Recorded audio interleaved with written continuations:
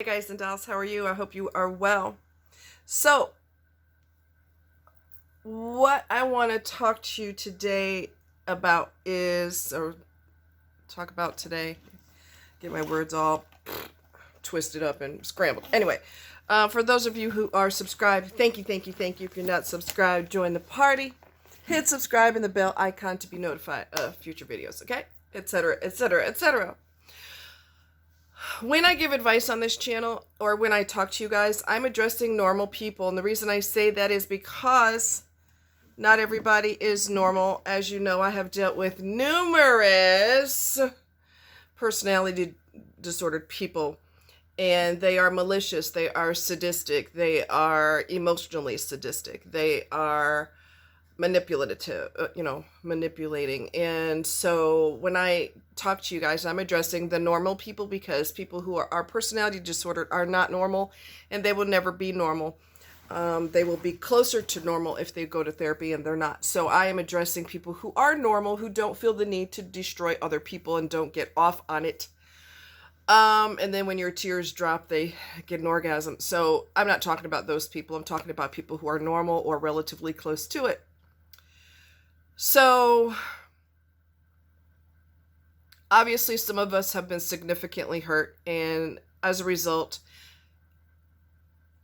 there are people who don't know how to have a relationship in the future because of the devastation that they dealt with before. And I get that. I do. It seems to me like you're either doing the hurting to someone else or you're getting hurt. It just seems like those are the two categories. I don't know. It's weird. But I talked to a guy a long time ago, and y'all may remember me saying this, or maybe you don't, I don't know, but he was going to ask his girlfriend to marry him in front of the whole family. He got the ring and everything. But then he found out that she was having a relationship with his best friend. When I talk to him, I've said this before, when you talk to people long enough on the computer, you get a feel for what kind of mood they're in. You get a feel for if they're typing like they normally do. And even a total stranger, you can get a feel for them. And so he said something about, y'all may remember this. If you don't, this is going to be new for you. He said something about women being bitches. Okay. And I remember saying to him, I was puzzled. I wasn't upset about it because I'm not in that category. Unless you test me, then I can easily go to that category. Okay. But I wasn't upset about it. I just knew he was going through something. And so I private messaged him, PM, for those that don't know. Back in the day, we called it PM. I said, what's going on with you? Nothing. Obviously, something's going on with you because you're calling all of us bitches. So obviously, there's something going on. And I got the idea that he was like extremely upset. And I said, are you crying? And he said, yes. I could feel it. I could feel his despair. And I said, what happened? And then, he told me what went down. And I said, do me a favor. I said, please do not. First of all, I know this isn't going to make you feel any better at all. But it's better that you find out now than after you're married and you've got kids. And now you got to have custody battles and divorce and all that. So it's better that you find out now. I know that doesn't feel any better at all, but it's best that you find out now. And I don't want you to think that all women are the same and women cannot be trusted as a result of what you've been through, because not all women are going to do that. Okay? Some people believe in true monogamy, not monogamy where you persuade the person to be monogamous and you plan on cheating on them, or you're having emotional affairs with someone else while you're with them. We're not talking about that. We're talking about normal people. Anyway, so I said, please don't be angry towards all women, because not everyone's going to do that. Please don't take that out on all women. I don't know if that talk did any good or not, and I don't know whatever else I said to him. I just know that I felt his pain. I mean, complete disregard for him. And some people are like that. I know we've been together for X amount of years. Whatever. Some people are like that. A lot of people are like that. I don't know why. Either you're committed or you're not. Don't put your toes in the water until it feels comfortable for you and then yank your foot out and run away. If you can't commit, don't commit. I mean, to me, that's basic common sense. If you cannot commit, don't commit. But because people get lonely, and I don't know what her deal is. I don't know why she acted like that. Maybe she's a narcissist. Maybe she's selfish. Maybe she wants the best of what everybody has to offer. I don't have a clue what's going on with her. I don't know her. But it's easy to take that on everybody, and it's easy to never trust again. I have seen a pattern with my own eyeballs, a pattern where women could be through the worst devastation they've ever been through in their life, and they still have hope. There was a lady who, her husband at the time, was nuttier than a Christmas fruitcake. He threatened to kill her kids. He went from, I love you so much, I want to be with you, oh my God, you have the most beautiful smile, I love you with everything I have, let's get married. He went from lovey-dovey, wonderful person to a maniac. And he was getting physical with her. He was getting physical with the kids. Well, when the kids, she had 3 boys, they had 3 boys. When the kids are old enough, they're going to jump on you. Get off my mom. Can't blame them, right? They're not going to sit there and just let you do that. It's just going to be man to man at one point because they're going to grow and get bigger and get muscles and they're going to want to knock you on your ass. So keep your hands off my mom type of deal. So she said, if you ever do something to my boys, I'll kill you. So he decided to get her back, and he killed all 3 of their sons, okay? I can't begin to wrap my head around the devastation of that. But even though that had to be the worst pain that she's ever been through in her life, she still had hope for love. Why? I have no idea. If somebody killed my kid, if I had kids and they killed all my kids, I think I would never even want to look at a man again, much less anything else. So life is like a river. It's a moving phenomenon, and it's got all these twists and turns, right? Well, she'd met another man, and under a year, I mean, I think it was months, maybe it was under a year, 6 months later. I'm not sure the time frame. Not long. She met another guy, and he had 3 boys. And she became a stepmom to them, and they stayed together until I think he passed away. But she had hope. I wouldn't have hope after that. All of y'all could go straight to hell. I would see every single guy as a potential murderer. But she didn't. She had hope. But then you have men who have been extremely hurt. Like once. And they never give their heart again. That's it. They're done. So they're never with you mentally, physically. They could go through the motions. Anybody can go through the motions. But they're never totally with you emotionally. They never give you their heart. It seems like, I don't know if it's the male ego. I don't know what it is. The men rarely give their heart. So when they do and they get crushed, they slam the door shut. I'm not really sure what it is. But I do see where women always have hope no matter what they've been through. Almost being killed, beaten. One girl, I knew of, a friend of mine, who was slammed through a glass table when it was her birthday. And they got into it because he likes to fight. And he picked her up and put her through a glass table. She got to the point where she saw men as fun only. She had a kind of a male mentality. Y'all are for fun. I'm never going to give my heart again. Did she ever do it? I don't know. But she was hardcore. Never again. And I said, well, what if you were intimate with him? And she said, all the more reason why I'll drop you. In a heartbeat. I was like, damn, girl, damn. But when you look at what she went through, I can't really blame her.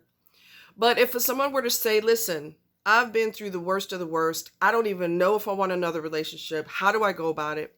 I would say, take your time. Whew. Oh, God. When it's cold outside, I'm like, this feels so good. Anyway, let me see this. You know, I didn't know I had this. Is this mine? It might be. I don't know. Anyway, it's going to be my fan. I would say take your time. If you're getting to know somebody, or if you're interested and you haven't shut down all the way, I would say take your time. Everybody's not going to do what that other person did. Will a lot of people do it? Probably. But you have to take your time. Look for not look for red flags, but if you see anything that looks like a red flag, pay attention to it. Take your time. People who mean you harm are going to speed this relationship up as fast as they can. So take your time. When you take your time, you can see the red flags. You don't doubt the color of the flags. You know that's red because you're taking your time. And you're like, wait a second. Whoa, is that what I think it is? That looks like a red flag to me. And you make a notation of that in your head. Write it down if you have to, so you don't forget. Because it's easy for us to get burnt by somebody and then forget what they did because your brain doesn't want to focus on that. Write it down. Okay? Take your time. Make a concerted effort to not shut your heart. If you feel something for them, go with it naturally. Let it happen. If you get to a place where you guys are getting stronger and stronger in your relationship and you're starting to feel more and more, communicate that to your partner. Let them know, hey, I got to be honest with you. This scares the crap out of me because I've been burnt before. I wouldn't tell them that in the beginning because if they mean you harm, they're going to use that to their best advantage. But if you have been together long enough where you can start to trust them, just say, hey, I know we have feelings for each other and it scares me. I've been through a lot. And if they are a good person, they will be supportive of that. They're not going to go in the back of their mind, oh, this is going to be so much fun. A good person is going to say, well, babe, we'll take our time and we'll go through it together. We'll communicate how each other feels. Communication is the key. So that's my strongest advice. Take your time. If you start to feel something for them, they start to feel something for you, go with it naturally. Just go with it. Don't fight it. Because if you fight it too hard, you'll get to the point where you shut down so much that you can't feel even when you want to feel. If you remember, I told you guys I lost my sex drive for 10 years. I was married at the time. I didn't want him accidentally touching me. He did not have my best interest at heart at all. He was another malignant narcissist. So, I mean, something's wrong with you. You can't sustain relationships with anybody. You know what I'm saying?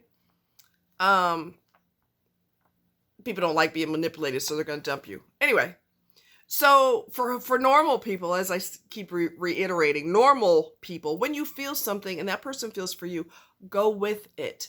Don't shut it down. Shutting down is dangerous because it will shut you down so hard that when you want to love, you cannot. You can't. You can't feel anything. Take your time. Let your heart open gradually so it feels less threatening. And don't stamp guilty on everybody's forehead when they haven't even done anything to you. And this goes for any gender, whatever your gender is. Take your time. Go with what you feel. Okay? It's kind of like when you're thirsty, you drink. When you're hungry, you grab a snack or you make a meal. Same thing with your emotional. Take your time, go with what you feel. Okay? If you see red flags, write them down. Pay close attention to what's going on so that you don't get burnt again. Write it down if you have to. There's nothing wrong with that. Okay? But yeah, definitely don't put a guilty stamp on everybody's forehead in red letters. You cannot be trusted. Guilty. Don't do that. Everybody doesn't deserve that. So time's going to be your best friend. And when it goes slowly and it goes gradually, it'll feel more natural and less threatening. If your pain is so intense that you're already in a position where you cannot open up to people, I would say go to therapy, go to a support group. Like I said, there's free support groups. Churches have free support groups. So a lot of pastors are trained in counseling. So marriage counseling in addition to relationship counseling. So that is my best advice for people who have been burnt and they want a relationship, but they feel stuck emotionally because of the pain. If the pain is too intense or you're still really super distrustful, it's okay to seek help. It's okay to go to a therapist. It's okay to go to a support group. Some people respond better to one-on-one counseling, and some people respond better to a group setting. So it all depends on what you feel the most comfortable with. There's nothing wrong with getting help, regardless of what society says, regardless of what your family may think, regardless of what your friends may think. The hell with them. If they can't be supportive, they're not your friends. And they're not people that truly care about you. They should support you if they love you. You don't go to counseling to because you're crazy. You go to prevent from becoming crazy. Okay? So that's my advice to you. I've been hurt my whole life. I know what that's like. There is a big disadvantage for people who are empaths. There's a big disadvantage. You care about the wrong people all the time until you make a concerted effort to say, I don't like the way you're treating me. I'm done. And the Bible specifically talks about people will be lovers of selves. That's in a scripture. It doesn't use the word narcissism, but that's what they're talking about. We didn't know the word narcissist back then. They didn't know the word narcissist back then. I say we, like I was born back then. Sometimes I feel like I was born back then. Sometimes my body is going, oh yeah, sister, you were born back then, trust me. Anyway, quit laughing. It's not funny. Okay? Anyway, so that's what you do. You get some help if you're emotionally stuck and you start to learn how to trust. And don't be embarrassed or ashamed that you're getting help. It's your responsibility to take care of you. That's your responsibility. That's your job. Okay? Love you guys. Take care. Talk to you later. Be cool like ice cubes. Bye-bye.